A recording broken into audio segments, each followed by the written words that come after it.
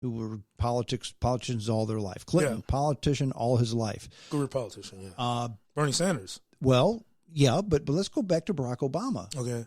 He was a first-term U.S. senator. Yep. So he was not so much a lifetime politician. Not at all. Right. And he was elected. Mm-hmm. And he was reelected. Right.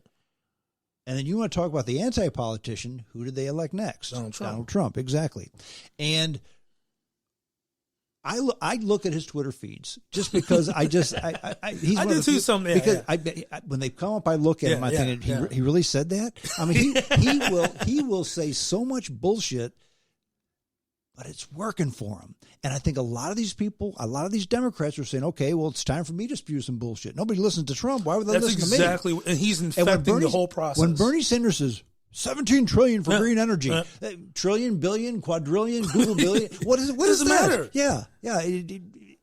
Nobody's going to do the math, or he thinks. Well, that's why Warren, every time someone asked how you're going to pay for it, Warren was like, you're just a Republican. Yeah. That is no better than Donald Trump.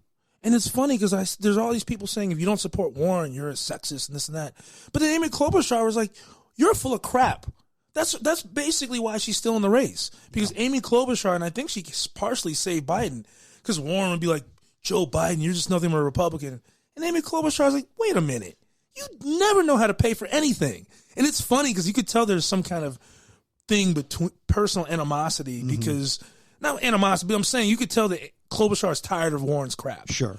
Warren strikes me as she went of Romney at his worst. If it was between Romney and Warren, I'd trust Romney in his worst day over Warren. Well, the thing about Warren, Bernie is kind of the anti-hero, and he's going to get votes for that reason, okay? Yeah. I told somebody this, I said, there is nobody west of Philadelphia that's going to vote for a Harvard law professor for president. It's not going to happen. That made $500,000 a year for 2 semesters? Yeah. That's telling you that you make too much money. Exactly. But somehow you were worth, I'm sure your law advice is everyone in that class is now making so much more money than anyone else. Yeah. No, it's because she was a celebrity. Exactly. She was paid the same reason why you pay anybody else a bunch of money because people want to go there because they heard it was Elizabeth Warren, which is fine. That's their right. But then don't damn it to everybody. Don't take away from everyone else. Yeah. But just the baloney that these people should be going forth, I think they're taking a page out of Trump's playbook. And then getting back to our common theme, and that's what I've been talking. Donald Trump has deeply infected this entire process. He's mostly infected the left half of the party, which, by the way, is significantly whiter than the center of the party. It absolutely is. And the center of the party agrees. If you look at issues, the white liberals are actually to the left of black people on racial issues. If you look, black folks are about 50 to 60% believe that race is a predominant factor in holding people back. Maybe somewhere around the middle. And most feel like there's 2 or 3 other factors ahead. White liberals are 75, 80% saying it's about race, it's about race, it's about race, more than black Democrats. Now think about that for a second. That's insane. Why are you more? Because it's always, and you don't see very many black people saying, I hate white people. It's all white liberals. Who say I hate white people. And I remember that you commented on one where somebody commented on my page, white people should never question black people. Which to me is an insult to me. Because they're racist. And then when you commented and said you don't agree with that, somebody else said something. And I said, no, James is welcome to post on my page. Then they turned us both into sexist. Yeah. And I'm thinking that is why no one wants to mess with your genre. Warren, Harris, Gillibrand. And it's interesting because people keep talking about Warren and Bernie are the left. But that's oversimplification. If you notice, Bernie has stepped away from using the word progressive as much. He's stepping away from that whole college. I hadn't noticed that. He is? Yes. Now, he still talks about, he'll say, I fight for the working class now. Sure. His image is way less progressive, way less erudite white liberal than before, and he's doing better with black folks. He's doing better with Latinos. Why? Because black folks and Latinos know what white liberals do to them. We all know. That's one of the reasons why. And here's another interesting fact. As black men's education level goes up, their likelihood to vote for Trump goes up. 11% of black men total voted for Trump. 16% of black men with college degrees, 20% of black men with masters, 24% of black men with PhDs voted for Trump. Why do you think that is? I've only talked to a couple, but I have two undergrad degrees. I'm close to a master's. Might go back and get it. Who knows? One of the reasons I think is economics, is because also as people's economic as for white people, as your economics go up, they're less likely to vote Republican. PhDs vote for Trump almost 25% less than white people who don't have a college degree. Mm-hmm. So as white education goes up, statistically speaking, they vote more Democratic. Mm-hmm. Because black folks, when they get degrees, it's seen as more of an economic necessity to keep up. 20% of the white people who voted for Trump, who said that they didn't have they only had a high school degree, 20% of his non-high school degree folks, the so-called working class, make six figures. Yeah. So there's a wall-breaking element to being, getting education. You go in, you go, okay, I got this master's, and you expect to be able to make the same amount of money, and you run into these people, and overwhelmingly, it's not fire-breathing. Like, I had a boss who was a Trump supporter. He helped me financially. Like, he was one of the fairest people I ever worked with. He was a Trump supporter. He actually said some things he shouldn't have said a few times, and he told me, hey, this is where I'm coming from. Never once did I ever see this man treat a black person poorly. The people who I've worked with who have called themselves liberals, not always the same story. And what happens is when there's conflicts, and you're a black man with a degree, and I'm going to end up on the cancel list for saying this. Invariably, you're going to run into some white women who are going to mostly liberal white women, but I'm just saying, who are going to try and get over on you and be like, oh, well, you're a sexist. Because when you are a black person with a PhD or a master's degree, you just or college education, you expect to be treated that way. Sure. And a lot of white folks, particularly liberals, don't treat you that way. So when you're and honestly, as your education level goes up, your likelihood to work with women who are in positions of authority goes up. And it doesn't matter if they're men or women. There are white folks out there, often liberal, who do not want to take seriously the things that come out of a black person's mouth.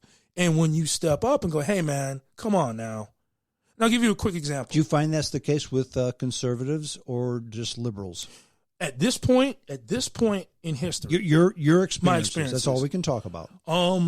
At this point, I think it's worse with non-Dave Chappelle Democrat liberals. I think it's worse. Okay. I'm not saying that because it's not always politically ideological, but I'm finding now, and it's not just work, it's just an amalgamation of things. There's an issue going on with a lot of the performers, the performing arts people in St. Louis, where at least a dozen black women I know feel like they're being not treated right by the other producers and performers. And all of these producers and performers are self-identifying liberals, overwhelmingly white women. Although there's white guys in there, I'm a male feminist, dude. Sure. They're in there, and yes, but they're overwhelmingly anti-MAGA. We punch liberal, we punch Nazis, all the great stuff. And I'm finding more and more every day, they're becoming more like these Trump people they call racists every day. Well, and that's more and more and more. And that's kind of to my point about this whole Trump phenomenon. I didn't vote Trump. I can't see a situation where I will next time around. But, those famous words, if the election were held today, but it's not. So who knows what's going to happen in November. Right. But the thing is what you cannot deny is the success that he's had. I mean, absolutely. Who would have thought that anybody could run his mouth the way he does, offend the amount of people? Absolutely. I had so many people say when he made the grab her by the pussy comment, okay, oh, he's done now. He's done. I say, he's not done. This is going to blow over. And I had an interesting conversation with several people on that particular comment because that would have sunk anybody else. Anybody about 5 else. or 6 things, like not denouncing the Klan would have sunk people. Yeah. But he's got a interesting quality to him. And the Trump supporters, and I know a lot of them, and basically, I have discussions with them, and I find the same thing that you do. When they find out I'm not a Trump supporter, they discuss it with me. Mm-hmm. They talk to me. They try to persuade me. I've never had them call me a name. I've never had them ridicule me. I've just had them say, well, keep your mind open for November, if you would. That's all they ever say to me. But the thing is they all say the same thing. Look, I know he says all that. I don't care.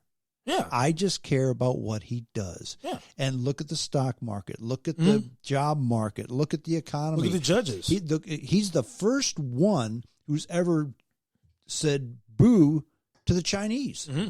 Nobody's ever done that. Ever.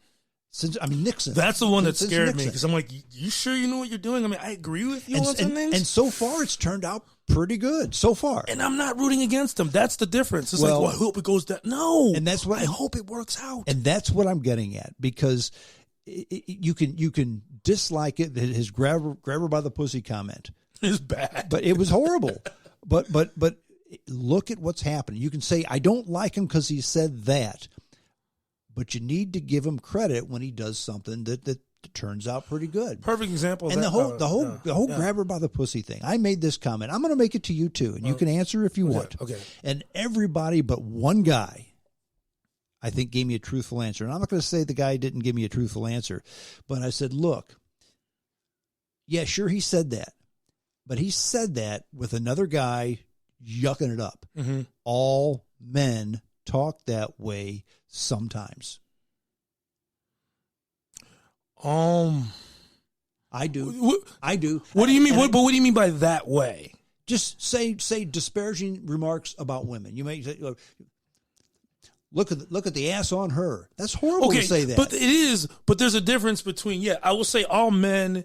Or I would expect I have done. Oh yeah, she's talked about sex. Yeah, I have never said I've done that. Well, that's a different thing, and the reason why is because. But it was on the same genre, the same page. People say things when they're with their buddies, especially if they're with their buddies when they've been drinking. Although I don't think Trump drinks.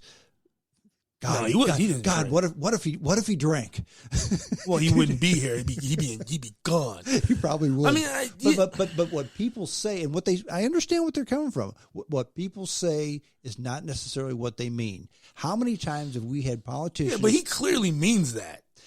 I mean, it's not just that one thing. No, it's about 10 or 12. Right, right. But that's just how he is. And the people that they talk with, they say, but I don't care about that. They really don't care about that. I don't care about what he says. I care about what he does.